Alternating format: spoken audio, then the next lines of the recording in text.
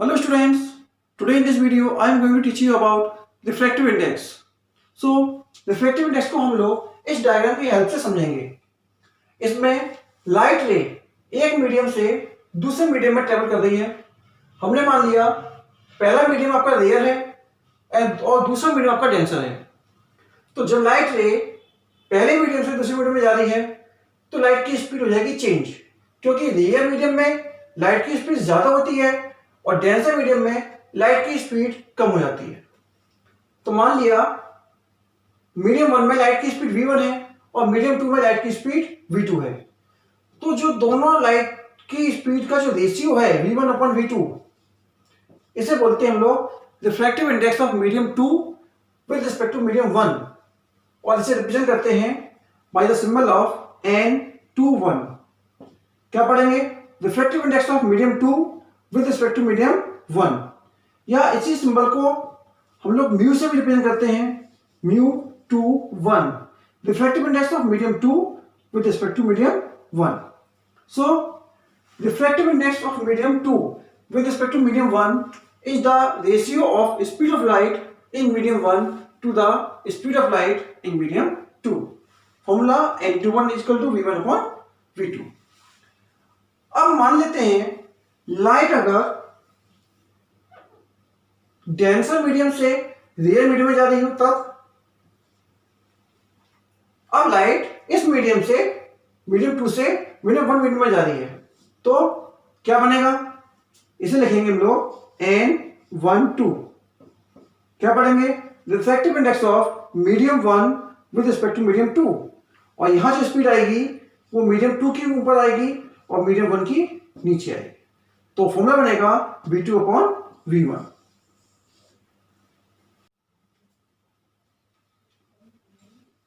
Now we will study about absolute refractive index of a medium. So it is the refractive index of a medium with respect to vacuum. Means जब light रे vacuum से किसी medium में travel करेगी तो जो इस medium का रिफ्रैक्टिव इंडेक्स होगा उसे हम बोलेंगे एब्सोल्यूट रिफ्रैक्टिव इंडेक्स, और इसका फॉर्मूला होता है absolute refractive index of medium is equal to speed of light in vacuum upon speed of light in medium.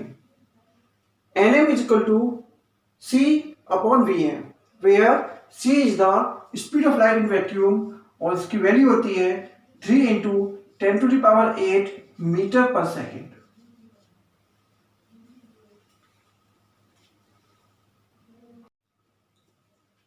Now these are some important points about refractive index. The first point is refractive index has no unit because it is a ratio of physical quantities with same unit. See, refractive index is equal to v1 upon v2। इस speed का ऐसा unit बोलेंगे metre पर second बोलेंगे, इस speed की भी ऐसा यूनिट मीटर पर सेकंड हो जाएगी, दोनों एक दूसरे को कैंसिल कर देंगे। Hence refractive index has no unit.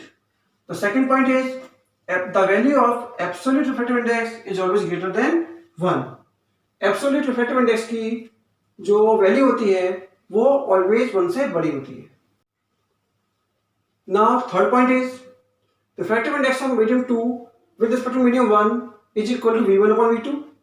Refractive index of medium 1 with respect to medium 2 is equal to v2 upon v1। अगर दोनों वैल्यूज का मल्टीप्लाई कर देते हैं n21 multiply by n12 is equal to v1 upon v2 multiply by v2 upon v1। v1 से v1 cancel, v2 से v2 cancel, answer आएगा 1। Means n21 multiply n12 की वैल्यू जो होती है वो होती है 1 के इक्वल। इसे ऐसे भी लिख सकते हैं n21 into 1 upon n12। The next point is refractive index of medium 2 with respect to medium 1 is always greater than 1 if medium 1 is rarer, and 21 की वैल्यू बहुत छोटी होगी if medium 1 is optically denser।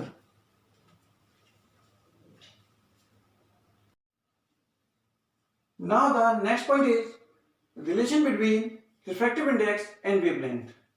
Refractive index का formula होता है n21 equal to v1 upon v2, और speed का formula होता है फ्रीक्वेंसी मल्टीप्लाई बाई वेवलेंथ। तो जब लाइट एक मीडियम से दूसरे मीडियम में जाती है तो उसकी फ्रीक्वेंसी चेंज नहीं होती है।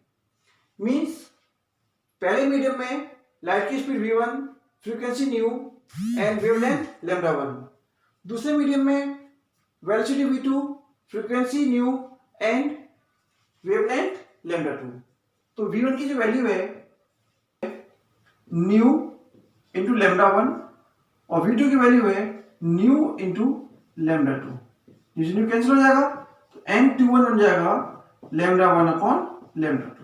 So this is the relation between refractive index and wavelength. The next point is n21 is equal to n2 upon n1। यहाँ n2 और n1 ये मीडियम 1, मीडियम 2 और मीडियम 1 के एब्सोल्यूट रिफ्रैक्टिव इंडेक्स हैं। So refractive index of medium 2 with respect to medium 1 is equal to absolute refractive index of medium 2 divided by absolute refractive index of medium 1।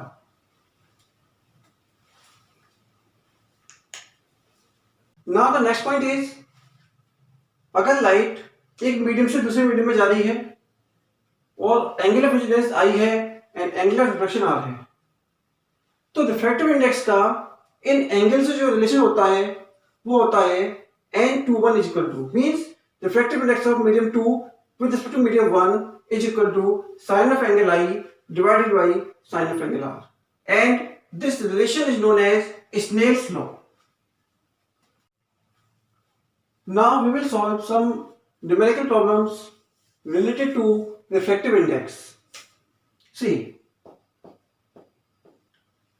the first question is the refractive index of glass is 1.65, then what is the speed of light in this glass? Means जब आपको बोला जाएगा कि refractive index और नहीं बोला जाता है कि किसके रिस्पेक्ट में है, तो उसका मतलब है कि वो एब्सोल्यूट रिफ्रैक्टिव इंडेक्स है। मीन्स ग्लास का जो रिफ्रैक्टिव इंडेक्स है वो है विद रिस्पेक्ट टू वैक्यूम। तो Ng गिवन है 1.65। तो एब्सोल्यूट रिफ्रैक्टिव इंडेक्स का फॉर्मूला होता है speed of light in vacuum upon speed of light in glass 1.65। Vacuum light की स्पीड होती है 3 × 10⁸ डिवाइडेड बाई Vg 1.65। तो क्रॉस मल्टीप्लाई कर देंगे तो यहाँ Vg हो जाएगा 3 × 10⁸ अपॉन 1.65 डिवाइड करेंगे 1.82 into 10⁸ meter per second. Now the next question is the refractive index of glass with respect to air is 1.5, means Ng आपको given है 1.5. Now what is the refractive index of air with respect to glass? यानी कि आपसे Nag पूछा गया है, तो Ng given है, Nag पूछा गया है। हमारे पास फॉर्मूला होता है Nag multiply by Nga is equal to 1। तो Nag जो बन जाएगा 1 अपॉन Nga बन जाएगा। तो Nag इज इक्वल टू हो जाएगा 1 अपॉन 1.5। सॉल्व करेंगे तो ये मिल जाएगा हमको 2/3 और डेसिमल निकालेंगे तो 0.66। Now the next question is a ray of light passes from air to glass at an angle of incidence of 60 degree, means angle I हमको given है 60 degree and refractive index of glass is 1.5.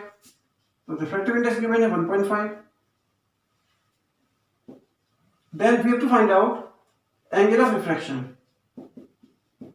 So by Snell's law formula बनता है Ng is equal to sin I upon sin R। Angle को given है 1.5, sine I mean 60 degree upon sine R, hence sine R हो जाएगा √3/2 upon 1.5। Solve करेंगे इसको तो sign are की जो वैल्यू आएगी √3/2, 1.5 का मतलब होता है 3/2, 2 से 2 कैंसिल, √3 से कट जाएगा √3 टाइम्स, साइन आर आ जाएगा 1/√3। अब यहाँ पर 1/√3 हमको पता नहीं साइन में कितना होता है, तो आर की वैल्यू आ जाएगी साइन इनवर्स 1/√3। जब एंगल को समझते हैं तो साइन को क्या लिख देंगे, साइन इनवर्स।